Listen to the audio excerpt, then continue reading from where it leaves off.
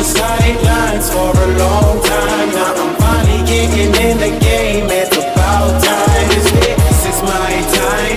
This is my time. The only thing I consider impossible is losing. I've been waiting on the sidelines for a long time. Now I'm finally getting in the game. It's about time. This is my time. This is my time. The only thing I consider impossible is losing.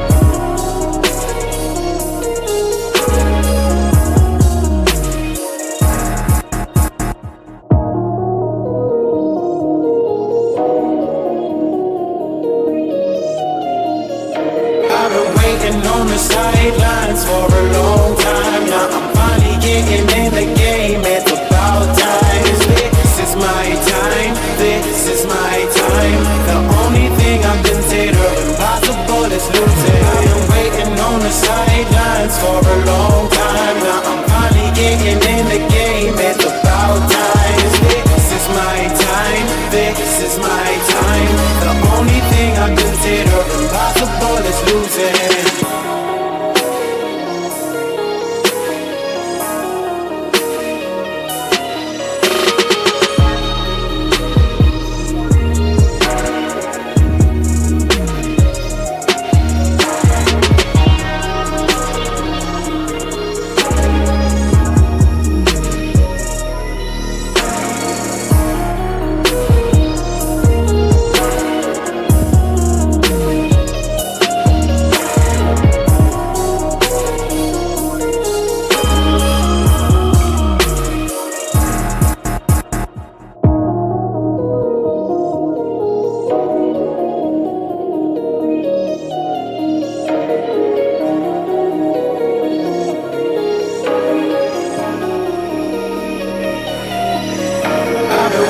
On the sidelines for a long time. Now I'm finally getting in the game. It's about time. This is my time. This is my time. The only thing I consider impossible is losing. I've been waiting on the sidelines for a long time. Now I'm finally getting in the game. It's about time. This is my time. This is my time. The only thing I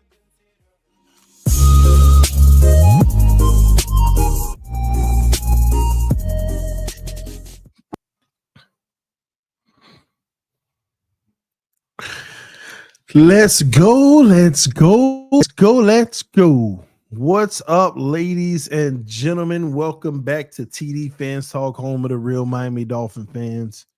Y'all hit that like button on your way in the building. Let your friends and family members know about the channel. We continue to grow and do bigger and better things. Real talk, man, the outpour of love lately on the channel has been overwhelming. Just thank y'all, thank y'all, thank y'all. Y'all hit that like button, and we'll get into it in just a second. Just want you to know this stream is being presented by BetUS. Receive a 150% sign-up bonus on your first 3 deposits up to $2,000. All right. Using code YouTube150, gentlemen. Yes. YouTube 150. Take advantage of the sign up bonus. Right now, week 3 odds have been listed on the site. Make sure you take a look at it because the Miami Dolphins and the Seattle Seahawks are up. And I believe that we are going to win that game. And guess what? Guess what, ladies and gentlemen? They got us plus 5.5. They got us plus 5.5. Come on, even if we lost, we ain't losing by more than 5 points now. Come on. Like, this is so easy. And like I said to y'all earlier, I would take the plus 203 for Dolphins to straight up win. Okay. Take advantage of the opportunity now. Again, use code YouTube150. All right. If you want to get that promotional code of 150% on your first 3 deposits up to $2,000. All right. Again, supporting our sponsors is supporting the channel. Oh, let me get my pen and paper, man. Let me get my pen and paper. All right. Y'all know what we do. Tonight, we're going to talk about Tua Tagovailoa's timeline for his return. And we're also going to host a Q&A. Y'all know I like doing the Q&As, hearing from you all. What do you want to talk about? What questions do you have? What's on your mind about this team? We're going to do that and more. So over the next 5 minutes, go ahead in the chat right now. I'm going to write it down. Put the questions that you have for me, that you want my opinion on, you want me to answer, get my thoughts on. Put it in the chat. Put it in the chat now. All right. And I am going to write them down. And once I'm done giving my my soliloquy about Tua's timeline and everything that's going on out here, then I'm going to get into these questions and handle them for you all. Okay. All right, cool. Will Huntley play at all for us? All right, I like that one. Huntley play at all for us. Okay, like that. TD, should Miami pursue Bryce Young? All right, Bryce Young. All right. Thoughts on Teron Armstead? TA. All right. Should Tua play in the paraplegic? No, we're not doing that. Is McDaniel being tested right now? All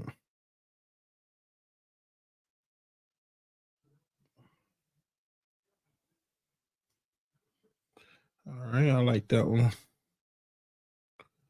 Okay. McDaniel give up play calling.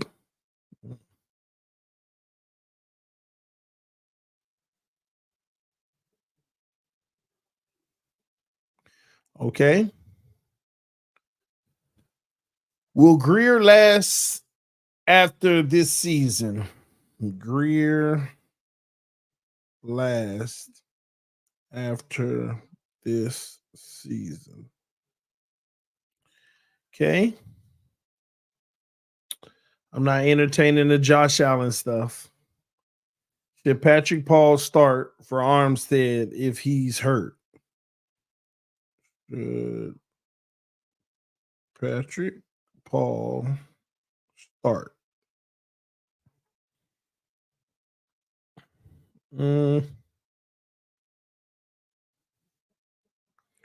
See, should Tua go and play for? Oh Lord. Okay. Rebuilding coming.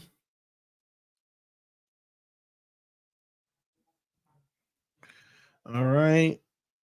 Can Skyler get the job done? And one more question. McDaniel still the coach after this year? All right, so we got our 10 questions.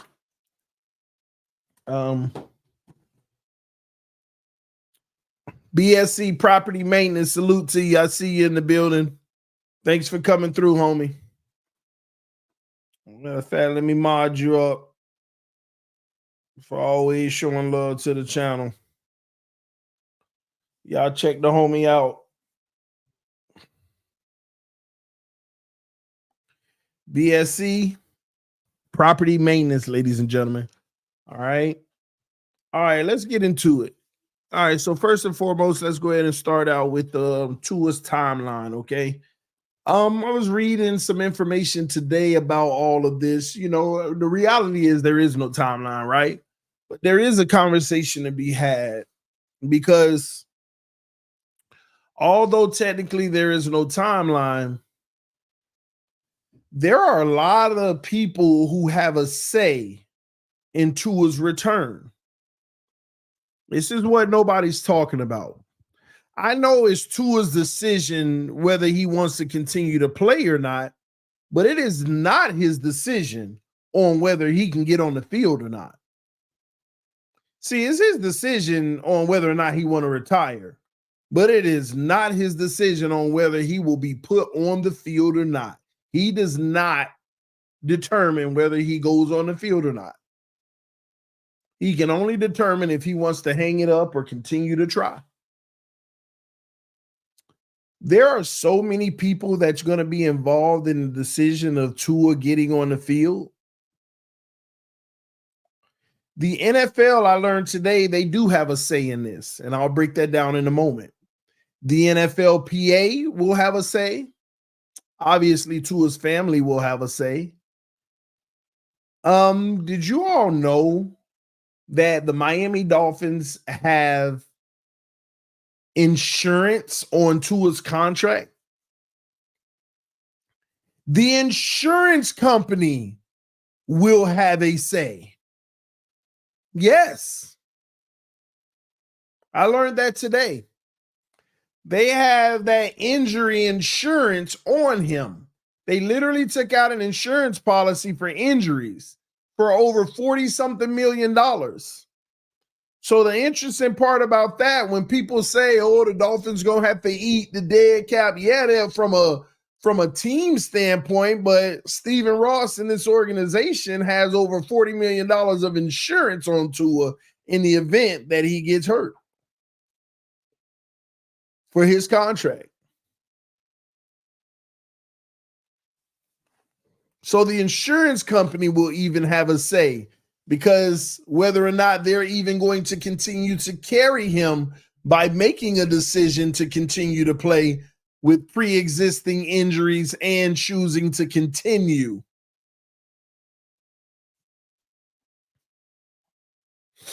A lot is going on here. There was word that Tua was in the building today smiling with his teammates.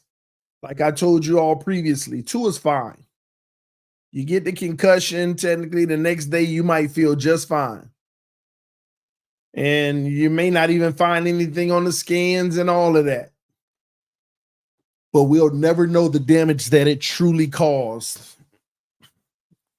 And the sad thing is, if you ever do know the damage that it caused, that means it's too late.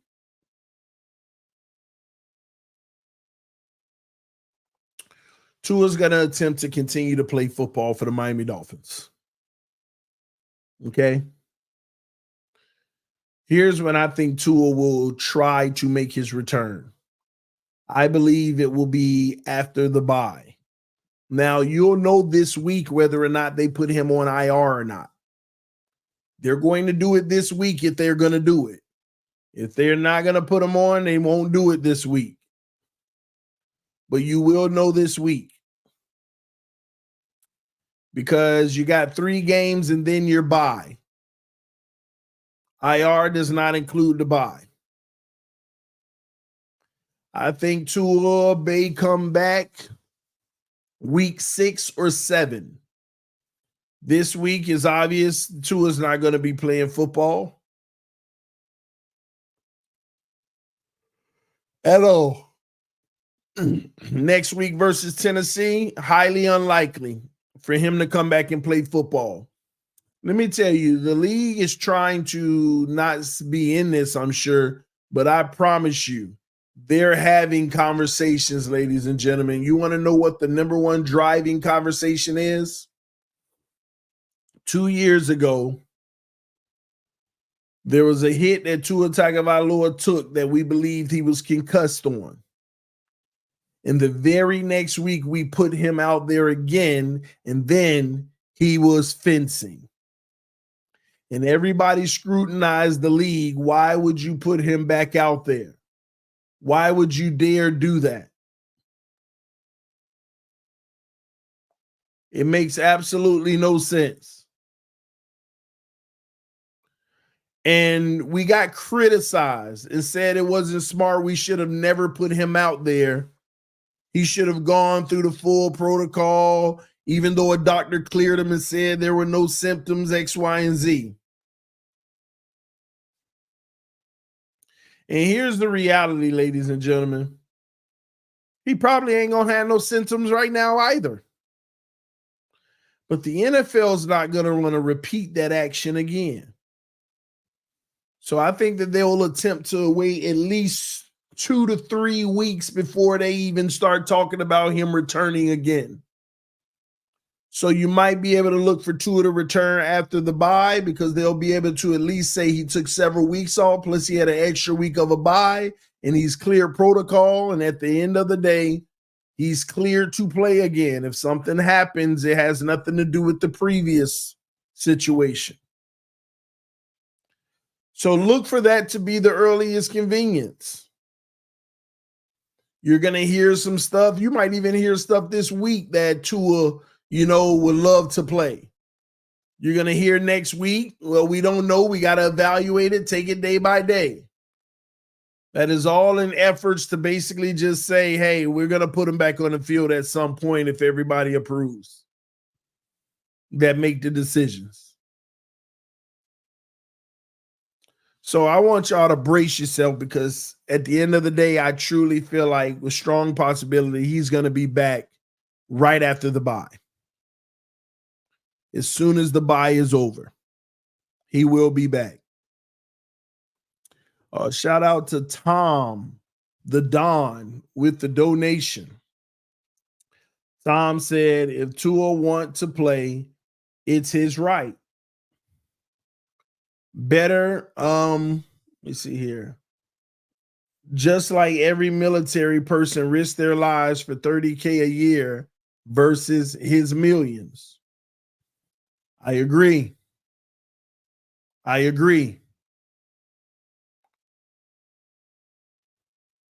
But I also asked myself, I know that military personnel risk their lives, but do they have a choice once they've signed up?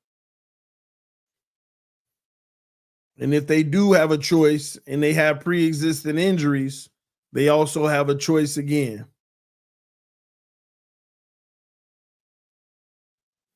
But I'm curious about the military. If they know that you sustain a brain injury, are they going to keep you on the battlefield? Are they going to keep you active duty? Are they going to keep you doing it? Maybe yes. I don't know. It's not my field of expertise. But if you can answer that for me, if the military knows that you sustained a brain injury, are they going to keep you around the rest of the soldiers to put them at risk? I'm just curious. I don't know. It's not my field. Doug said I was a Marine, and he said no. Medically discharged. Well, I guess we can't use military as an example to try to justify his decision. We tried. Guess that was a bad example, homie. Night Wolf said, my question is, can we go ahead and start scouting Tua's replacement? Shedeur Sanders, Dylan Gabriel, Arch Manning, Dylan Raiola. Yeah, they're already doing that. Scouts already got word. Hey, quarterback moved up the priority list. We may not have to, but we want to start looking at some just in case. Yeah, they've gotten word. Scouts out there, they got an assignment now. Hey, let's go ahead and start looking at some quarterbacks too. Everybody got their region, but they all been given the word. Take a look at a few quarterbacks too now. Of course. I mean, first of all, they look at them anyway, but now, and let me say this. Do y'all see how Jalen Hurts is impacting this game tonight? They down, but he leading his team on a fourth quarter drive right now, using his legs, putting himself at risk and getting it done. Do y'all see what I'm seeing with Jalen Hurts right now?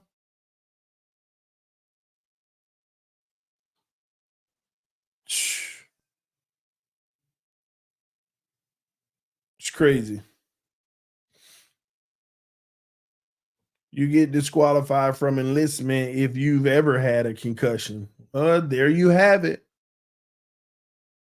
More information that I didn't know because it's not my field of expertise, but it's good. Hey, I guess we've already, debunked that first super chat of just like our soldiers. Can Miami just cut him for safety reasons? Yeah, they can. They got to eat the money, but it's not about the money right now. Who cares? Who cares, right? It's not even about the money at this point. Who cares? Eat it. You built to eat it anyway, the way your books are. I'm telling you. Like I said, that's what I would do. As Jalen Hurts scores another touchdown, gives his team the lead, and they'll probably go for 2.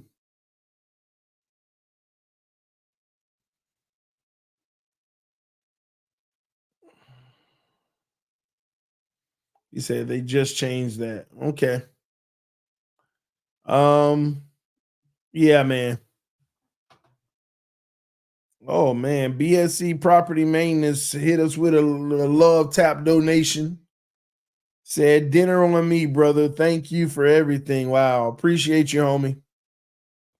Salute to you. I really appreciate that. I'll let the wife know and grab me and her something, in advance. She says thank you. Yeah.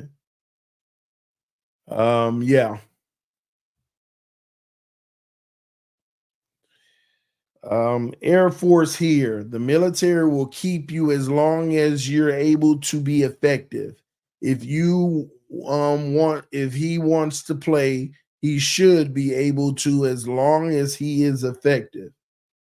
Well, I guess that makes even a bigger dilemma, Julio. And thanks for the information, by the way. I guess that makes for an even bigger dilemma. Because even if he never get hurt, technically he ain't effective. Not when it matters most. Tua's effective in training. He's effective in training. But when it comes to real life combat, we take L's every time. That's all I'm saying. Tough. Julio also said, what do you think of Drew Allar, PSU, Josh Allen comp? Have no idea who it is or what he do, bro. I really don't follow college like that until we need a player and I scout the position group. That's what I do. Only time I do look at college quarterbacks and stuff is when we need one, and I need to scout the position group. That's it. That's it. Now, depending on how the year ends, is something that I will look into, think about evaluating, right? And look into all the players and go back and watch some film against good competition and see how they look as a whole. That's what I tend to do.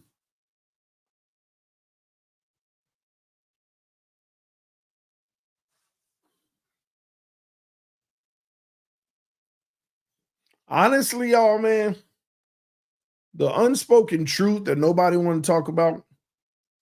I know Tua don't want to go out like this, but I think he need to go out as good as he's ever going to look. And that's right now. At least people in history can say, man, Tua was solid. Tua, his career was cut short due to injuries like Andrew Luck, but you never know. Tua might have, he started to pick it up. At least you'll leave people with that. Because I'm going to tell y'all now, I don't think he's ever going to get to that next level of being that guy that everybody's like, man, he the truth. We fear him. He's the most disrespected quarterback in the league every chance people get. They don't respect him.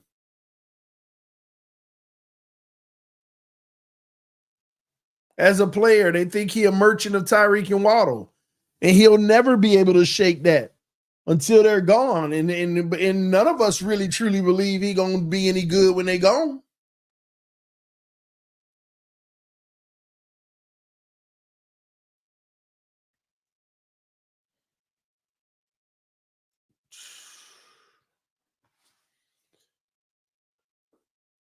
Tough, man. Let me get into some of these questions real quick. Give me a second.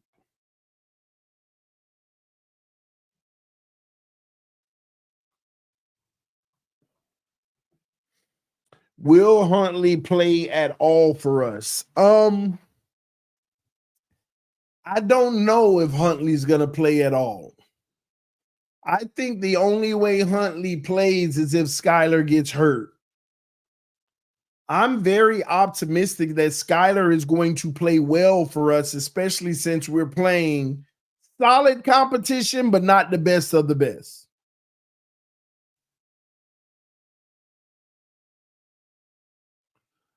Really, I think that that's what's going to happen. We're not playing the best of the best, so Skylar's going to play well enough to help us win games. Now, if Skylar is bombing it out or he gets hurt, then we'll see Huntley. The truth of the matter is we hope that we never see Huntley, because if we never see Huntley, that means things are going really well. What I am worried about, though, I'm worried about Skylar or Huntley playing very well, and then Tua returns and messes it all up. And then you try to go back to them, and then they not playing well all of a sudden.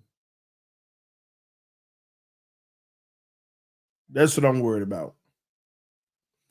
Someone asked, should we pursue Bryce Young?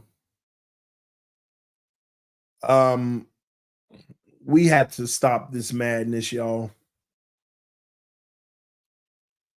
Bryce Young ain't no good.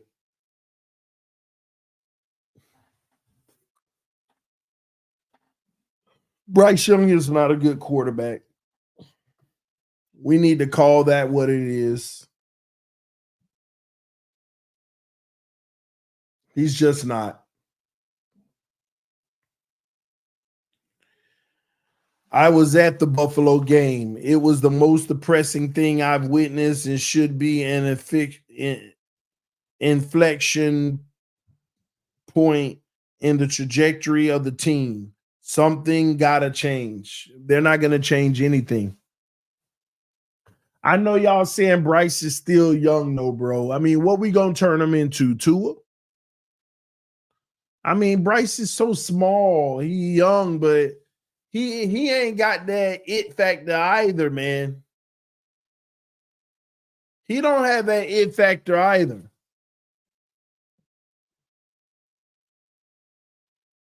No, I don't want Bryce Young. I don't want to waste my time with Josh Rosen 2.0. Do we have to go through that? I don't want to go through that. I'm telling y'all, Skylar might break out. Skylar might break out.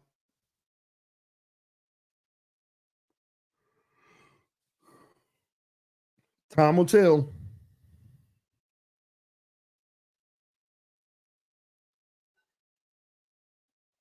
Hold on. Thoughts on Teron Armstead? Ooh.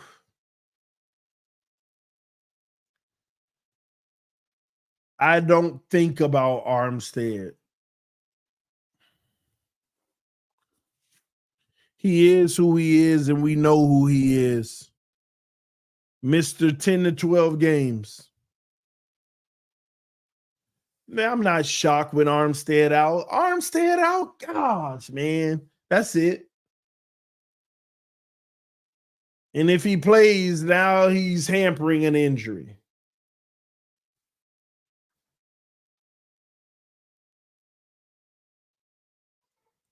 I'm over it. I'm really over it, honestly. And I want y'all to think about that. Do y'all really keep tally of this stuff?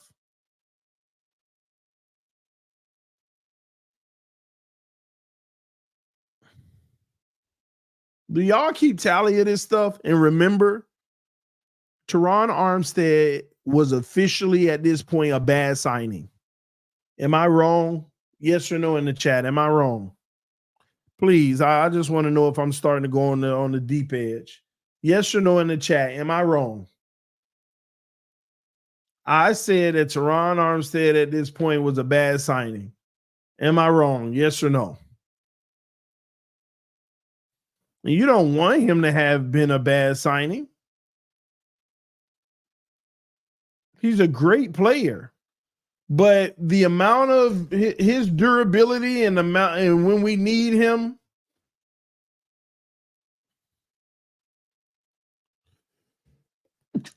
Ooh, that's me.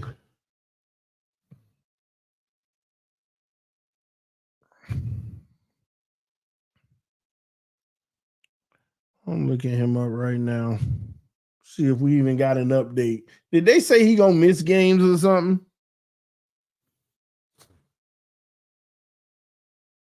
Mike McDaniel provides optimistic update for Teron Armstead.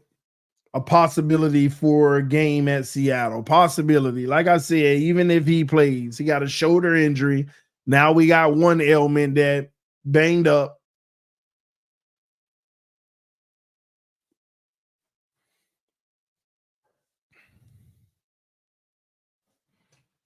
I'm just over him, y'all. I'm gonna skip down to should Patrick Paul start if he can't go. Yeah, he should start because you need to give your rookie some work, but I understand why they haven't really started him. Because when Teron Armstead went out, they didn't put him in. And McDaniel's answer to it was, well, we don't want to set him up for failure like Noah Igbenogany. Let me tell y'all something. They think, let me tell y'all, low key, I hope y'all notice this. They're trying to justify their failures. What do I mean by that? They are trying to justify their failures by saying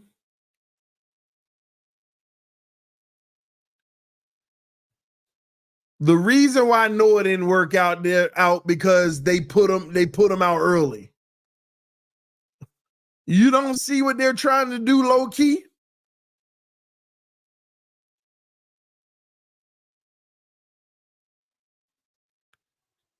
You don't see what they're trying to do low key? They're trying to justify their failure with Noah Igbenogany as if they set him up for failure by putting him out there early. You can't make this stuff up.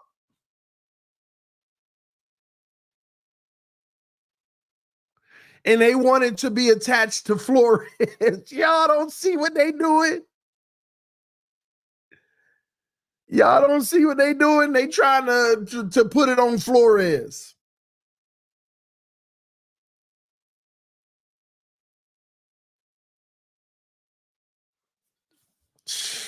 Can't make this up.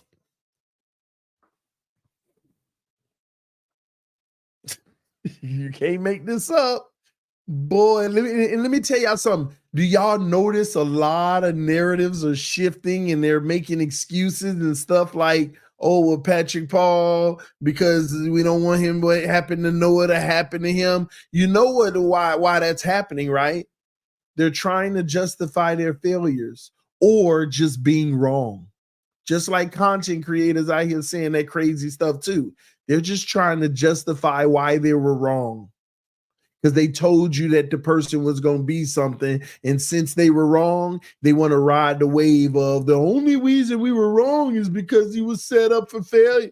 No, like these people are getting it so wrong and they're so bad. They don't know this team nor this game. See, when you want to give positivity about everything the team does, now you don't know what to believe is true. Now you have no theory in you. You have no belief of what's going on. You're just confused. Like, I mean, they shocked me. No, if you would just.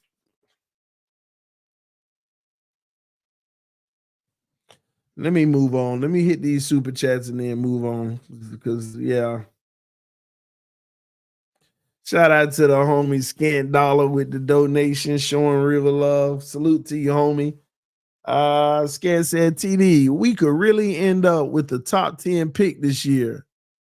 Dylan Raiola or an Arch Manning are not draft eligible for another 2 years. Shadur Sanders, Jackson Dart, Quinn Ewers, and Cam Ward are the top QBs this upcoming class. Hey, whoever works. They not going to do it though, y'all. They ain't going to do it to the very last minute when they have to. They not going to do it unless they absolutely have to at the very last minute.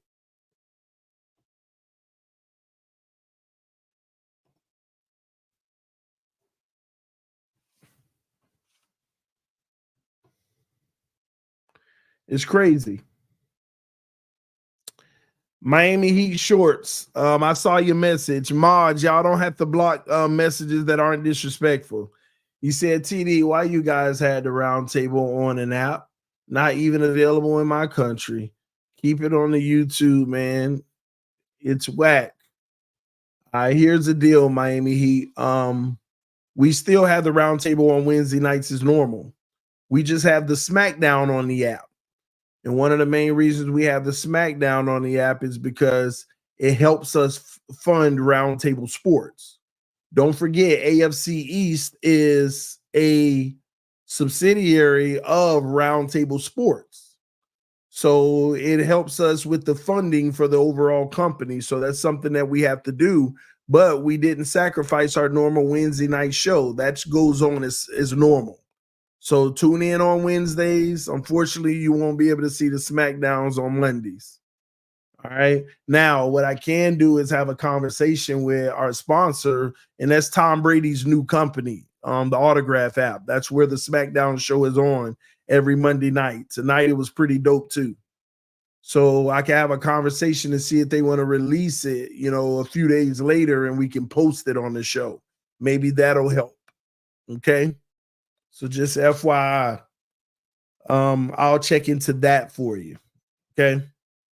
Julio just said, let's see, what did he say?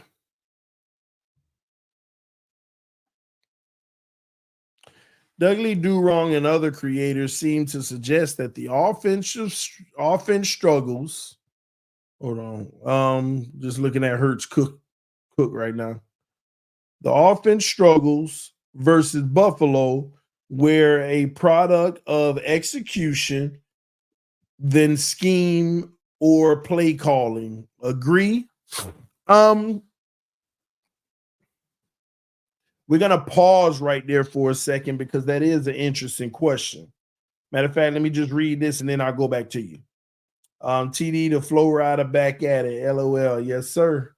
Let's dive into this.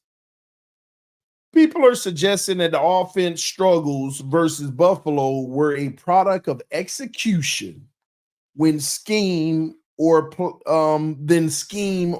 calling. Do I agree? So first you got to handle the word execution. Did they execute? Did Tua throw the ball well? No, that's execution. Were the guys open he was throwing to anyway? No, that's execution on them and scheme. Was his first read there? No, they required to go to the second. Did he execute the second? No. Did he execute the third? No. So you can blame execution. That's fair. But it's not. Here's why. I can see why they say execution. Because if you execute, almost every play you run can be successful. But the reality of the NFL, you're always going to have somebody miss a block. You might have somebody that don't beat they one-on-one. You know, there's always every play somebody doesn't execute. Okay? So that leads me to go to the other ones of scheme or play calling. I want to go to scheme, not play calling. Ain't a play you could have called would have made a difference, in my opinion. I want to say the number one reason why our offense struggles is because of scheme. Because you can't tell me that it's execution when there's a common denominator playing good teams in a critical moment. You look like this every time. That's a common denominator.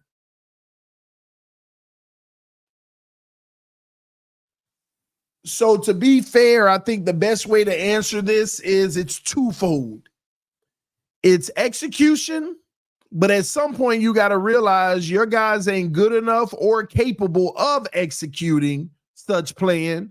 Therefore, you have to create a scheme that makes life easier for them.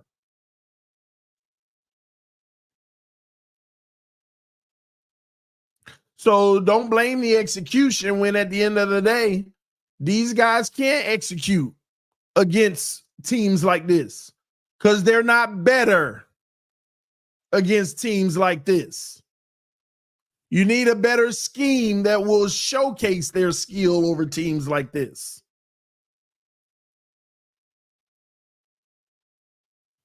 I mean, what do you want? Tua to hit every throw?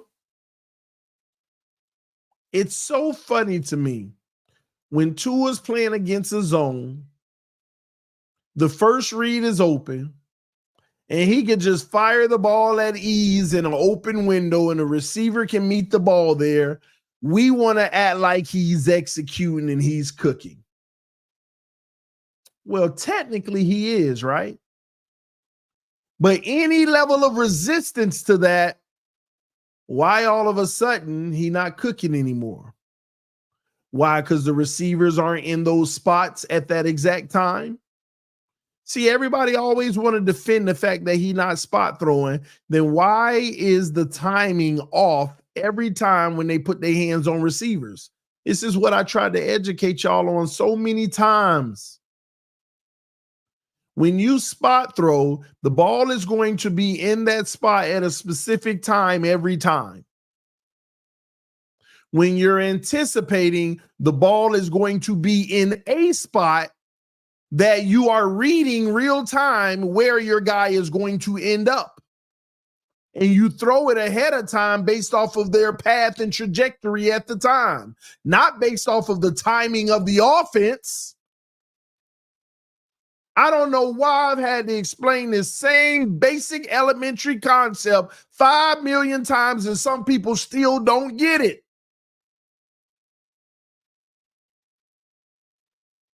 Some people still don't get this basic concept of throwing to a spot in timing versus anticipation.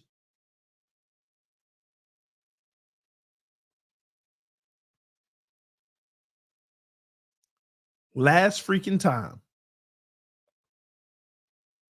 This is how you know it's spot throwing. If I hike the ball and Tyreek Hill catches a hamstring and he never runs, and the ball comes out anyway in a spot, that is spot throwing.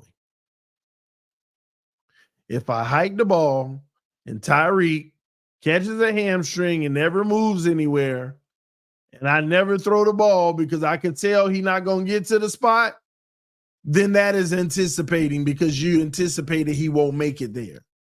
Same thing. If I hike the ball and Tyreek Hill is pushed on the ground and he gets up off of the ground and then he starts his route, I am not going to put the ball in that spot at the time I always do because now he's delayed. I am going to put it in a different spot that I am anticipating he'll be at based off of the adjusted time. It's delayed now because of he got pushed on the ground. So I cannot throw in that spot in 4 seconds anymore. I have to throw it closer this way because he won't make it to the spot. That's anticipating. You're anticipating based off of what you see happening on the field where he's going to end up, not where he should end up predetermined, but where he's going to end up based off of what's happening real time during the play. Been explaining this basic elementary difference. But I get it because everybody's just so used to using the general term. Look at anytime the ball leave the quarterback hand before the receiver even breaks. Oh, look at the anticipation. He threw it before he even came out of his break.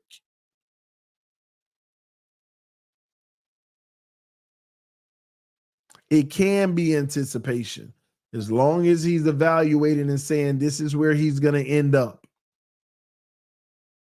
But it is not anticipation if you throw it in that raggedy spot, even though he's been delayed and it's incomplete. And another thing, let's go to these 3 interceptions real quick. I'm sick of people, man.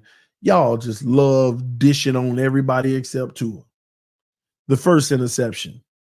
Oh, the wide receiver didn't get his head around fast enough. Man, I done seen Tyreek, Waddle, everybody run that freaking raggedy route. They don't get their head around until they come out of the break just like he did. Just because the ball was there early and on his back shoulder, all of a sudden, he didn't get his head around quick enough. What are you talking about? I done seen Tyreek Hill and them beelining down the field, and as soon as they cut in, that's when they look. But then just because the ball got there early and behind, he didn't get his head around quick enough. What, he's supposed to telegraph it to the defender? All right, I'm about to cut to him. Yeah, I see it. No.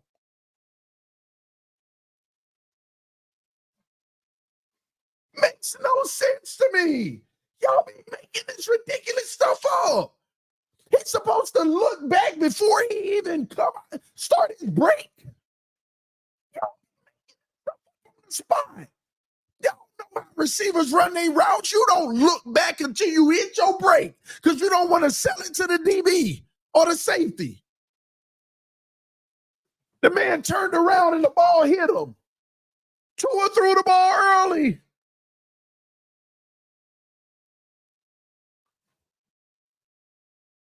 He threw the ball early and it was bad ball placement. Second interception. Now all of a sudden, everybody automatically assume Roby Chosen broke his route off too early. If Chosen was supposed to run where the ball ended up, the defender was already there. Tua should have never even made the throw then.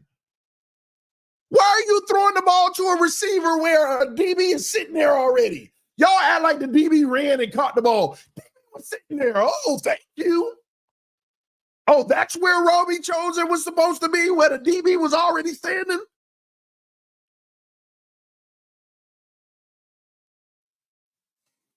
No. First of all, Chosen ain't run no wrong route. He put his feet in the dirt to turn around on the sit down in the zone. It was zone coverage. You could tell it was an option route. He was blanketed by 3 defenders. He did what he was supposed to do, put your foot in the dirt, turn around in the zone, ball. He slipped on it, but that ain't had nothing to do with the play. And guess what? What if I was to agree with you and say he ran the wrong route? Well, look where the ball ended up. If his route was supposed to end up there, that's right where the defender is. Why would you throw it anyway? Did y'all stop to think about that? If he did run the wrong route, then why are you throwing it where he was supposed to be and the defender just standing there? Did you ever stop to think about that? That's why it don't make no sense. It makes absolutely no sense. So if he ran the wrong route, then he was supposed to be where the ball ended up, right where the defender was.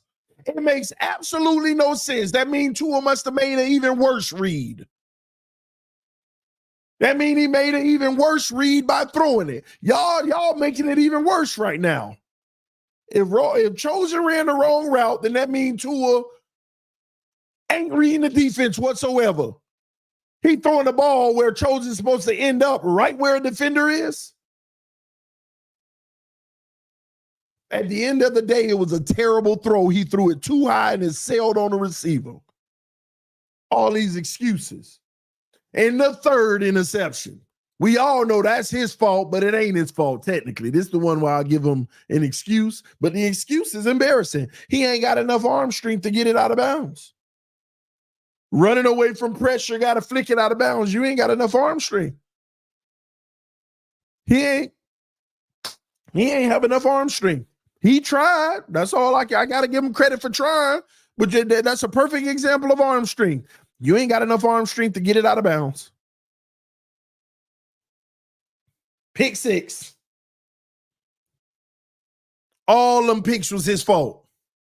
Now, could that first pick, could the receiver have bailed him out? When he did turn his head, he tried to get it. You know, it would have been a great play if he would have got it, but he didn't. Then on top of it, let's call a spade a spade. You throwing the ball at the Bulls. I mean, I don't even know who that is.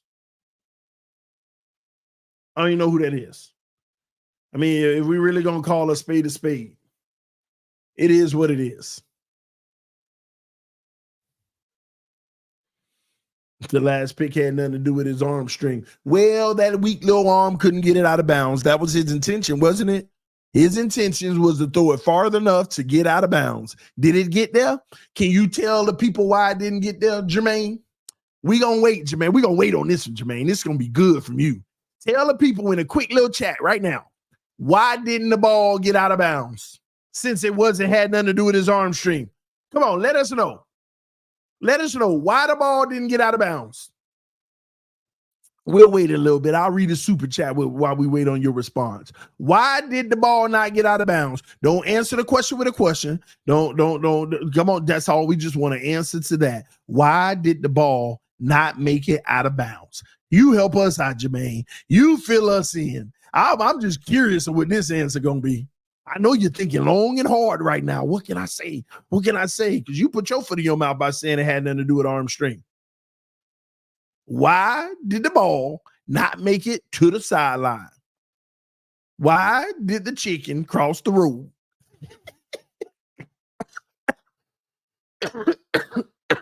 Y'all let me know when Jermaine responds. All right. All right. So Julio said, I think they mean that plays were there to be made, but they weren't. On the other hand, those plays to be made are few and far between lately.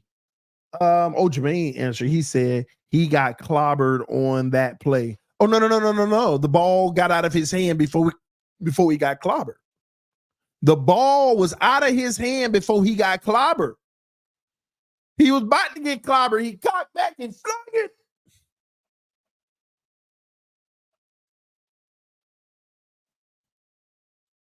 He flung that ball before he got hit. Why wasn't it enough? Because he was under pressure. He can't throw past 20 yards under pressure on the run. I don't know, bro. All right. It had nothing to do with arm strength, y'all. It had nothing to do with arm strength. All right.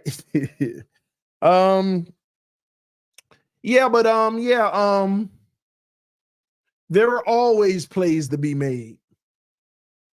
It's just interesting to me now. People can point out, the plays that could have been made, but they didn't want to point that out years ago when we say Tua leaves plays on the field. See, the plays that could be made. It's all good. We used to it. Oh, man, I just realized this was the end of the game. Kirk Cousins trying to navigate a game-winning drive here with no timeouts. And he is already at the 38. Oh boy, can he get it?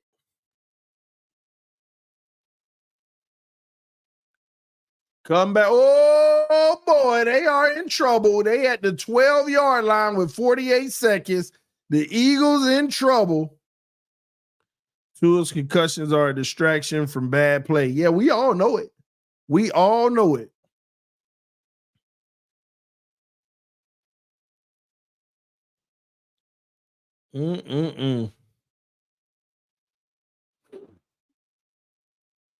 Atlanta better be careful here. You want to score, but you don't want to leave them too much to get in field goal range.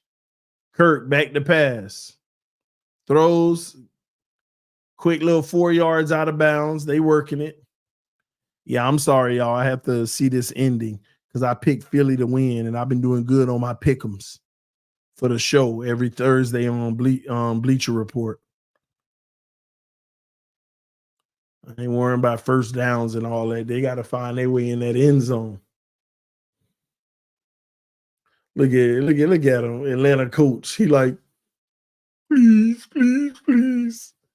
I think they're gonna get in, but I think the Eagles gonna march down and get a field goal to win the game. There go Kurt. Oh, incomplete. No flag. Great coverage. 3rd and 5, 38 seconds. I think they're going to end up leaving the Eagles by 30 seconds if they get in. And that's going to be enough for Hurts to get about 30 yards and field goal. That could have been a flag, honestly. Not a great throw, though, behind them. Man, oh, man. Here we go. Trips to the right, one to the left. Kurt back to pass. Kurt throws the owl. Got him. Touchdown. Touchdown. But you just left him 34 seconds. You just left him 34 seconds. Kirk Cousins with the clutch drive. And I know Kurt feeling good too. Like, yeah, that's who I am. Ooh, nice move. Jalen Hurts, you on the clock. Jalen Hurts, you are on the clock.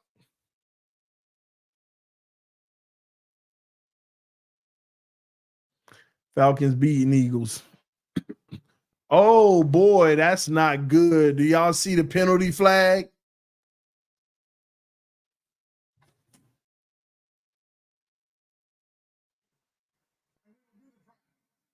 And so the unsportsmanlike conduct call on the celebration for Drake London. And that is going to make this extra point a 48-yard attempt. Oh, 48-yard field goal. He'll be fine. He'll make the 48. He better.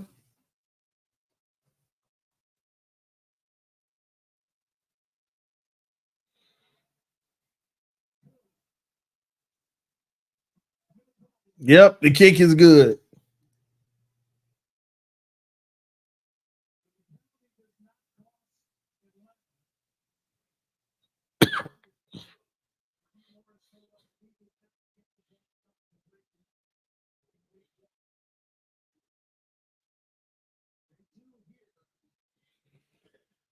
Oh boy, it hurts. All you gotta do is get him in field goal range.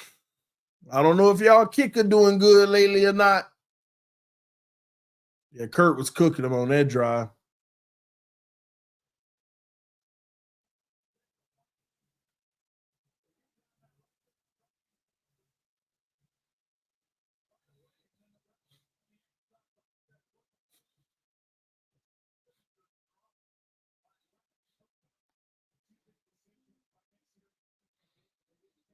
That's why I said Atlanta better be careful. You want to score, but you don't want to do it too fast. Now they got to hold them off. And you know, Hurt, they got 2 timeouts, so you really want to look out for Hurts using his legs.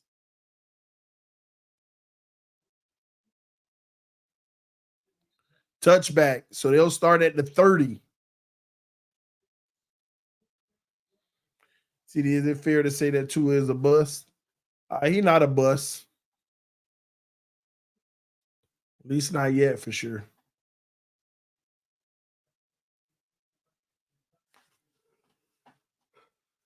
You're not a bust until it's over.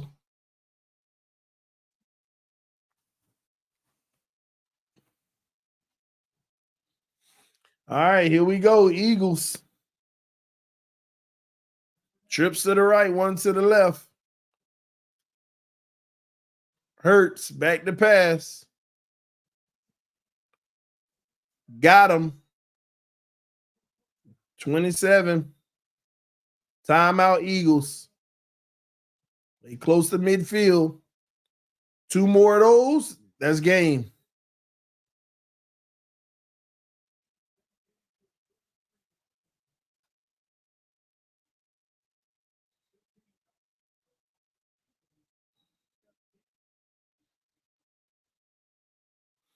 Yeah, I know they only got one now, but that's all you need.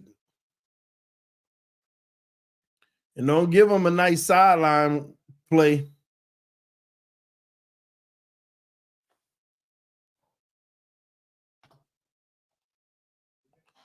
TD, do you think McDaniel heart is really in it, or is he in it for the money? Oh, his heart is in it, but he biting more than he can chew right now. Trips to the right, one to the left. Man coverage. Throws. Picked off. That's game. Hurts just blew it. Hurts just blew it.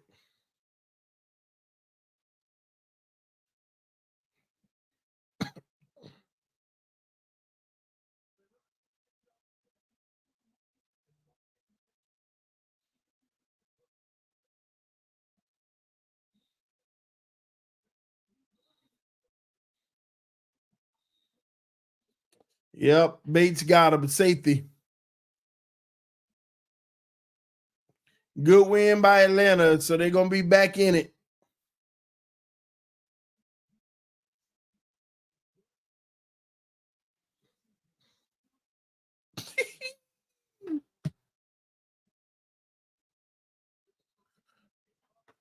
That's game.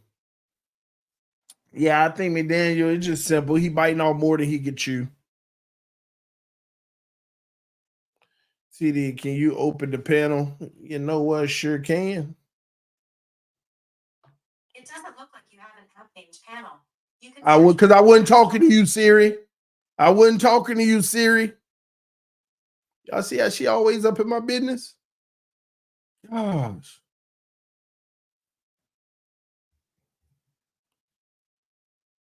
All right, y'all don't get me in trouble. I got to about 11:35-ish to chop it up, man. There get a link. If y'all want to come in, questions or talk about some of this stuff. I just dropped the link if you want to come in. It's on YouTube. So all y'all on Twitter, all 350 of y'all on Twitter, come to YouTube. The link in the chat on YouTube. It's why I tell y'all to sub to YouTube. Come over to YouTube. The link's been dropped. And we'll chop it up for a little bit. All right.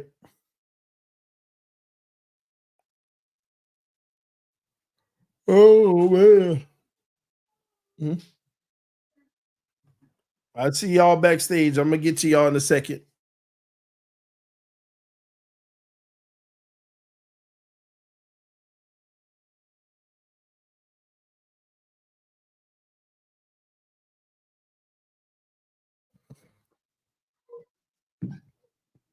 What up, Color? What up, TD? How's it been? Man, it's all right. It's moving. It's motion. Been a while since we talked. Yeah, man. I was thinking about you the other day. Matter of fact, man, I'm glad you came through. What's on your mind? Oh, nothing much. I just had a question to bring up. I heard earlier somebody had said, why if all these decisions are the players like to play and all that and whatever else, and why does the NFL require physicals in the first place? And the other question I have is, I was under this is not what I believe, but I was under the impression that Lamar type quarterback wasn't able to run this type of system, But and I yet just they thought, bring one in. but yet we just signed a guy that's been his backup for the better part of the last 4 years. Listen, Color, we already know they just never wanted Tua Tagovailoa to have competition. They're terrified of any threat of somebody coming in looking good or looking better. They are terrified of that. They always have been and always will be because it's Tua, Tua, Tua, Tua. So we know that at this point, that's all it is, and that's all it ever has been. All right. They're silently rooting on whoever's at quarterback while he's out to bomb. They're silently rooting on them to fail. They want to see them fail miserably. So they can say, and y'all don't like Tua. At least Tua, that's all this is, Color. That's all it is.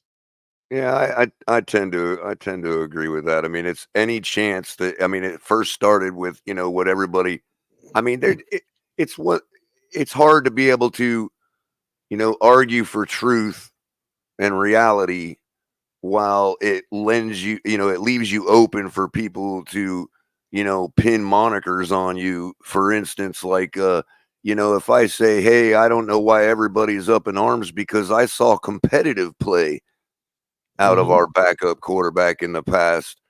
I mean, they're just outright lying about the nature of what we've seen from our backup quarterback. And it's like, how can you how can you prove to somebody they're lying without overhyping a guy that, let's be real, is just a backup in this league? You know what I mean?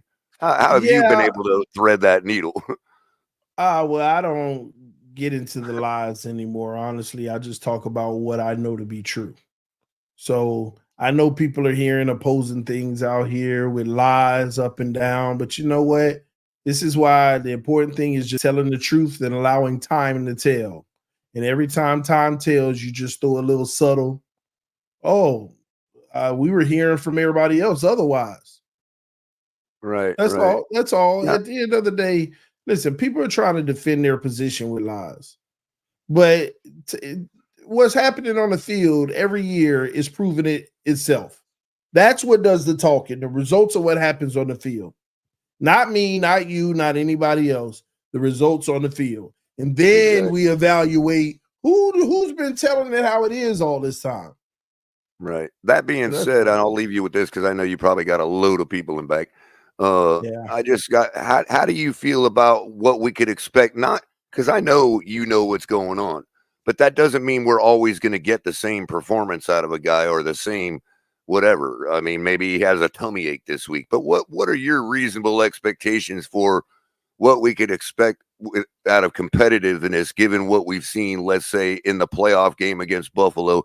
Do you expect Skyler to kind of be giving us what we've seen from him, or do you think we're going to start to see the real warts of a backup or a third backup? You know what I mean? I mean, I I don't think the guy's going to like turn heads and change people's minds, but I really do believe we have an excellent shot at getting this dub.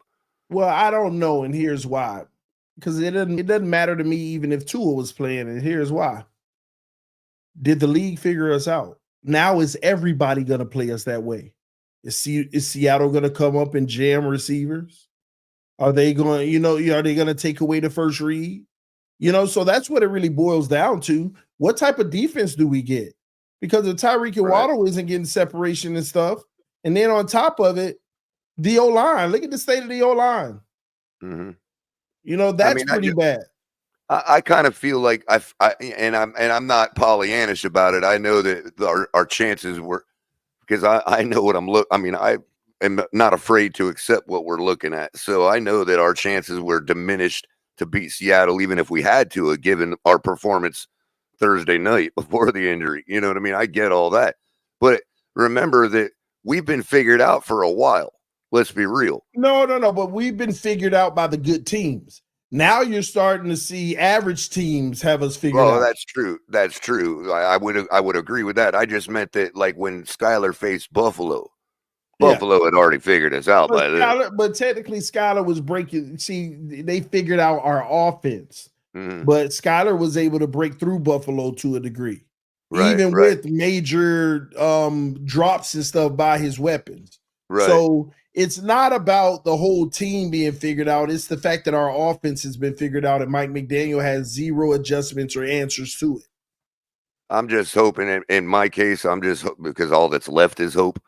I'm just hoping that, obviously Buffalo has better scouting on us than an NFC opponent like the Seattle Seahawks. So, I would like our chances less if we were facing Buffalo with Skyler than I do with the Seahawks. No, not me, because Buffalo didn't have to prepare for something that they've been doing for years now. Right. Seattle, what do you think Seattle's going to do? See, the Jaguars were prepared for us, right? And that was week 1. I would say that Seattle would just, given the unknown for them when it comes to Skyler, they would just treat him like a rookie quarterback and put a lot of pressure on him. But everybody knows the way McDaniel's system goes, nobody's game planning for Tua. See, I think you got that mixed up. They're not game planning for Tua, so they're not going to game plan for Skyler. They game plan for Tyreek and Waddle in their run game. That I'm still on the fence about. You know what I mean? Yeah. But I can see where you're coming from for sure. But with that assumption that that's what they're doing, it's a matter of, they're going to deploy the same system because they have film to watch. They got the Buffalo film and the Jags film to watch. So that's where I'm at with it, man. Oh, it's going to come down to like anything else, backyard football, right? Do we have somebody that can play it or not? And can our defense hold up against DK? I will leave you with this. That's the one thing that we were all reminded once again, because whenever we have a bye week or we're off for the Sunday, we all get a chance to just sit back and watch all of the other football. And what did we see from just about every team that was competitive? We saw a backyard quarterback. We saw off script. Yep, guys that had to extend plays and make plays with their legs and give the team more time, man. I agree, man. Jason, talk to me. What up, TD? You can hear me? Yes, sir. How you doing, man? I'm gonna make it quick. I think we need a culture change, and what I mean by culture change is, and I'll put this on Stephen Ross. I don't think it's gonna happen because he has a type. When he went against his type by hiring Flores, it intimidated him too much, so he got rid of him. But he likes those very meek guys like a Chris Greer, like a Adam Gase, like a Mike McDaniel. He likes the guys that fit that, nerdy analytical box. They're non-confrontational. They're not football rah-rah guys, which is surprising because he loves Harbaugh, and Harbaugh is a football rah-rah type of guy, get in your face. You see what he does with Herbert in the pre-games, but does he like Harbaugh? Does he? Everybody say that because of the Michigan connection, but at the end of the day, we done asked him to go look for him 20 times. Well, I'm not going to bother him about you viewing it differently. That Michigan natty means more to him than any Dolphin championship. No, that's not what I'm saying, though. What I'm saying more to him than any Dolphins championship. Yeah, but that's for Michigan. That's for Michigan. Yeah, and that's his alma mater. So he's good with that. But he has no ties to the city of Miami. He likes that, but that doesn't mean he likes Harbaugh as in being. See, Harbaugh already got the trophy over there. He know coaches come and go. He's not tied to Harbaugh. He tied to Michigan. He likes Michigan. That don't mean he likes Harbaugh. Here's the context behind it. Harbaugh was owning their rival, Ohio State. Yeah. So you couldn't get rid of Harbaugh because, okay, am I going to pull the guy who wins 10 games every season and he's owning Ohio State? Am I going to be the one to pull that guy and bring in some new coach and then Ohio State's win a national championship? Now I'm the most hated guy in my alumni. Bro, you talk about you talk about a 90 you talk about a 90-year-old billionaire. You think he cares something about anybody in his alumni? Yes, he does. No, yes, he does. Bro, absolutely. The he man donates money to the school for a reason. Bro, the man 90. Yeah, he donate, but bro. I see where you're coming from, but I think you underestimate how much he likes Michigan football. Yeah, he loves it, but he's going to, well, come on, man. He owns an NFL football team. His biggest legacy now before he leave this earth would be to be a Super Bowl winning owner. Michigan got all the accolades, and he has nothing to do with them other than giving them a few bucks. But when you can say you own a team and you brought a Super Bowl, that's way more important in people like that mind. They want to be remembered for something. No, I Right see where now, you're it's all coming about from. legacy. I see where you're coming from, but I think even with the and then we going off track, but even with some of the hurricane boosters, they own the teams around the city. But the Moss brothers, when if you ask them, hey, who do you love? The Miami soccer team that you have with Messi and you buy or the Hurricanes, they'll tell you, yeah, we love our soccer team. We bought in Messi, but shoot, we're gonna do whatever it takes to make sure the Hurricanes win another championship. But the reason Yeah. why I said that, the reason why I said that is this: there needs to be a culture change, and I think you'd kind of see it shift down because the Giants, the Lions hired Brad Holmes, right? And this is a fan base that just was perpetual losers. Brad Holmes come in with the owner that has a different type of mindset, and they hired the coach. I forget his name, the dude that was the O line coach here. We know him very well, but he was on the Dolphins coaching staff back in the day. They Mm-hmm. hire him and they just changed the entire philosophy and mindset of the team. Right? Detroit, that used to be weak in the trenches, has the best O line. Now they have some of the talented skill weapons, and now you can see the fan base has the mindset of the coach, the players, the general manager. We need something like that because a Chris Greer, a Mike McDaniel, the fan base represents their mindset. So when you arguing with these people all day, say, "Why are you guys thinking like that?" That's because they're literally a image of what Chris Greer and McDaniel represents. They like the non-confrontational. They like the statistics over production. They like all that type of stuff that really doesn't have any substance when you look at it in the grand scheme of things, but it looks nice. And Yeah. so I feel like if we bring in But a hard-nosed dude like a Vrabel or someone, I'm not saying I want Vrabel, but just an example, and have a huge culture shift, you would start to see change. but here's the deal though. You're not gonna go back to what you just left. What do you mean? Like culture, like what you're asking for is a more tough culture, more hard-nosed culture. Starting You're with the not, general manager, yes. yeah, you're not gonna go back to a Flores though. You don't think Stephen Ross will say, "Hey man, I gave you buku chance to do something, you didn't." The concussion, in my opinion, I don't know. You probably know better than me. I feel like that was, the straw that broke the camel's back because it was like McDaniel said, "Oh, I went to his, Tua said in the interview, I went to his office and I begged Stephen Ross, please extend Tua, extend Tua." Okay, cool. We're not even a month into the season yet. Tua gets a major concussion on Big national two. TV, fencing again. Not a concussion where he gets up and he's like, "Man, I'm dazed out." No, he's on the ground fencing again. So now Stephen Ross, you see the camera pans to him, he's looking like he don't know what's going on. And it's like, what type? Okay, how many more chances are you gonna give Stephen Ross? Because they got you out here looking like Boo Boo the Fool.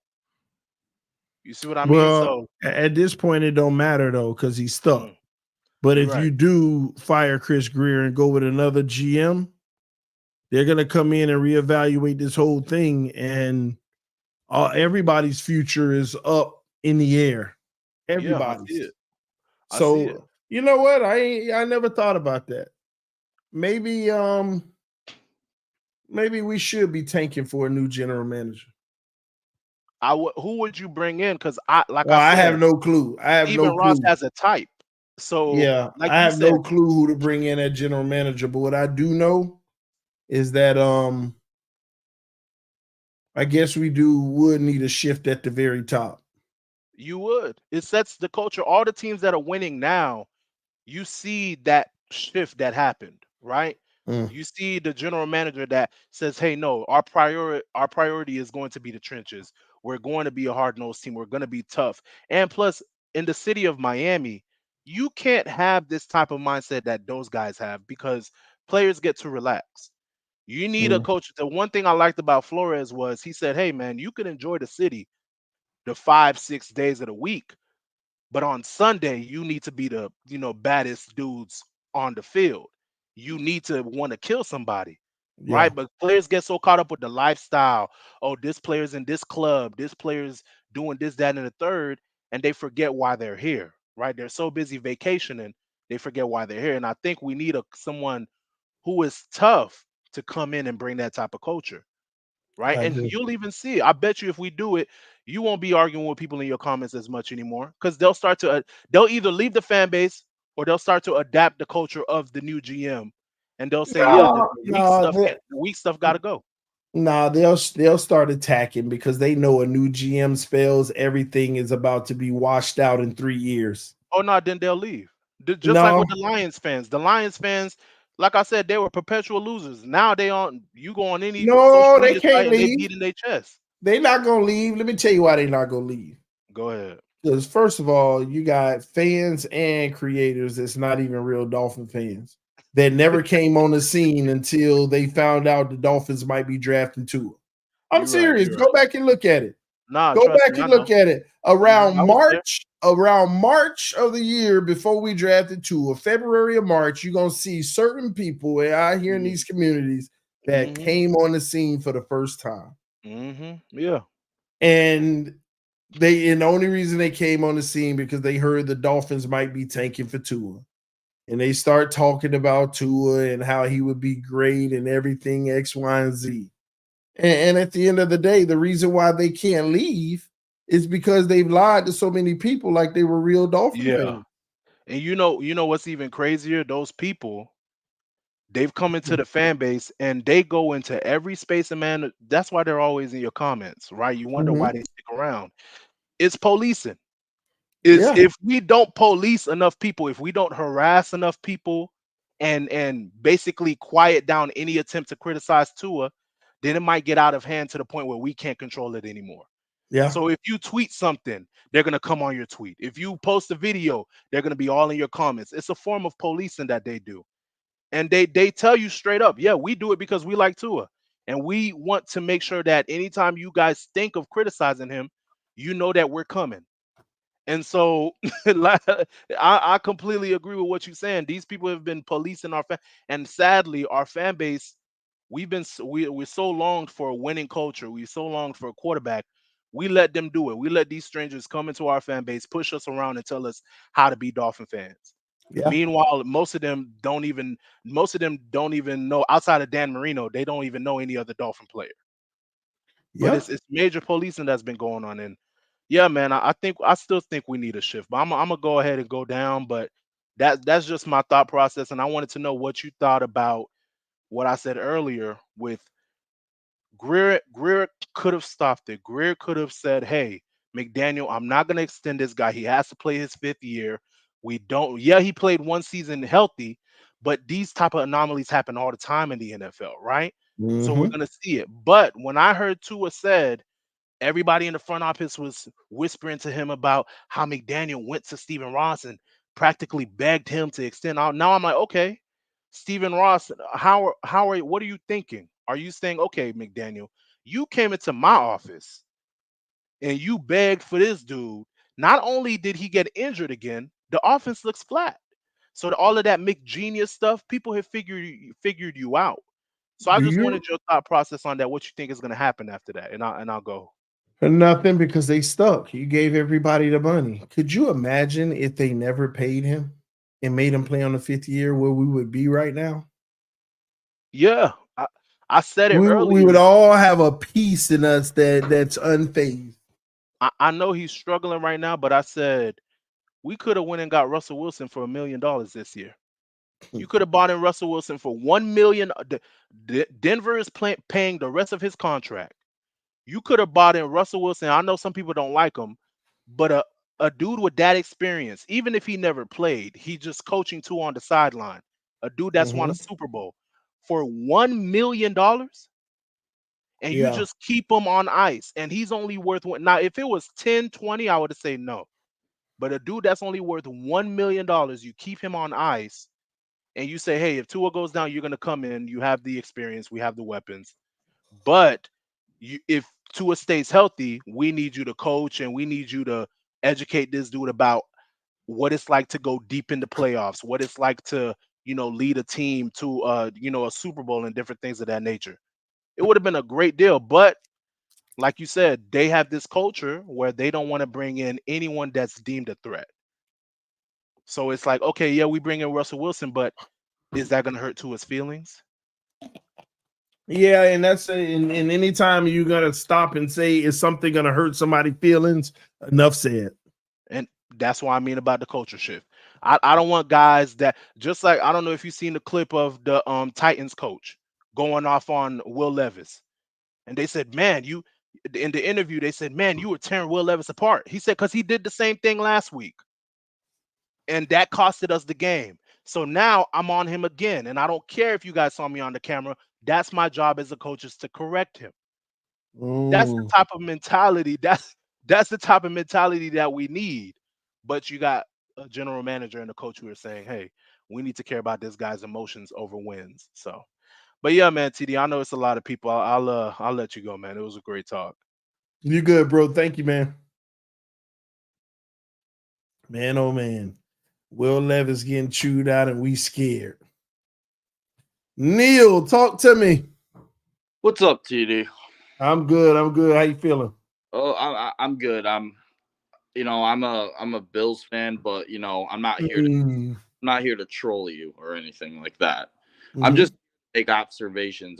So it's kind of frustrating. You see other teams, because the Dolphins team, you guys are a good football team. Like, throughout the last 3 years, I've been frightened of your team because you guys have that Kansas City like offense, which has scared the crap out of me when Kansas City had Tyreek Hill. But I mean, obviously, that Buffalo built their defense against to stop the Chiefs, and it doesn't surprise me that we match well against you guys because our team was designed to stop Hill. I mean, but going back to the last caller, I think you guys need to. I agree. I think you guys need to get rid of your Chris coach, Greer. Oh, the coach, Mike McDaniel. Because for me, I watched that. What do they call it? Hard Knocks Life. Yeah. And to me, he seems like a yes man. He seems more worried about being, bros with the players than actually doing his coaching job. I mean, you may agree or disagree with me, but no, I agree. I agree. I'll tell you that now. I agree. He just seems like he's so worried about, being friends with them instead of like coach him. The difference between Mike McDaniel and Sean McDermott is Sean McDermott, he does his job, but there's a sense to him, an aura around him where you can tell that he's a coach and that he's like, he has good relations with the players, but he's not like, he doesn't like try to be bros when he's like, okay, I'm the coach. I'm here to do my job. It's important to have good relations with your players, your quarterback, especially to make sure that your team builds a good chemistry to win games. But Mike McDaniel seems like, he's all over the place. I saw him and, he was like, talking around practice with the players, like, fist pumping Tua and everything. And he's like telling Tua everything he wants to hear. And like, he went and vouched for Tua to, get extended and everything, instead of looking at the hard facts of saying, maybe this quarterback isn't a franchise, quarterback for this team. And so I think you guys need to use Tyler Huntley the rest of the season, because I think he if you guys would keep him, I think you have a pretty good chance at beating us. He's a Pro Bowl. He took his team to the playoffs when Lamar got hurt, and he plays like Lamar. He's basically a Lamar Jackson clone replica of him. They look the same completely on the field. He's fast when he uses his legs. He scares the crap out of me when he runs. Wow, y'all heard it. If Huntley, we can beat the Bills. Is that the missing piece? Hey, I'm a realistic Bills fan. A lot of Bills fans come after me because I'm realistic. I don't sit there and make delusional facts. Like, I'm worried about this Bills team. It's only week 2. Like, we're not for a good football team yet. We're gonna find out about Jacksonville, and then we're gonna find out against the Ravens. We're facing 2 angry teams that should be at least 1 win or 2-0 right now, and they're gonna be coming after us. So we need to be on top of our game. But yeah, TD, I just think you guys need a new coach, definitely a new general manager. I mean, I love Tua as a person, but man, I just don't think he's it as a quarterback. No offense to his career or anything, but him coming back on the field and playing again, I think that's a terrible mistake, because if he gets hit and he goes down, we could be having to Hamlin situation times 2, and I don't want that to happen. Yeah, we all don't want that to happen. That's why, but it's his decision, and it looks like he's going to be back playing football at some point, man. But thanks for coming through, homie. Peace, TD. All right, Neil. That's what's up, man. We got Bills fans rocking with us tonight, ladies and gentlemen. Y'all, let me see here. Yeah, we still got a lot of people backstage, so we're gonna try to get to everybody one by one. All right. It's a lot. You see, Crypto, talk to me. Hey, what's up, TD? Man, I'm good. you ready for some no bad news? No bad news. As of right now, the playoff standings goes as Buffalo number 1, the Chargers are number 2. So I already know. Yeah, I got the AFC rankings now as far as playoff standings and the seedings. Week 2 seedings: Buffalo number 1, the Chargers are number 2, the Steelers are number 3, the Texans are number 4, the Chiefs are number 5, number 6, the Patriots, number 7, the Browns, and on the bubble we got us and the Jets, and then us at number 9. So there's your latest updates as of right now. So the league is upside down, TD. Where do we go from here? The league, even the MVP running for quarterback is upside down. We got David Carr coming in at number 1, TD. Well, we got Kyler Murray. We got Josh Allen and Kyler Murray coming in at 2 and 3. And Sam Darnold in the mix. Wow. Well, this league is upside down. I really usually get into all of that around week 8 when it starts. Yeah, I know. To me when I got a good enough sample size. But they always like to say, "Oh, he's in the conversation. This guy, that guy is in the conversation." In the month of September and October, so guys who you wouldn't even think sniff the conversation are already in the conversation after 2 weeks, man. That's crazy. Who would thought that Sam Darnold and David Carr would be freaking at the top of the league? Gosh, Baker Mayfield and Baker Mayfield. Those guys, we know as Dolphin fans, we never give those quarterbacks a chance, a snowball's chance. Never. It's tough, man. This is our reality. It's crazy.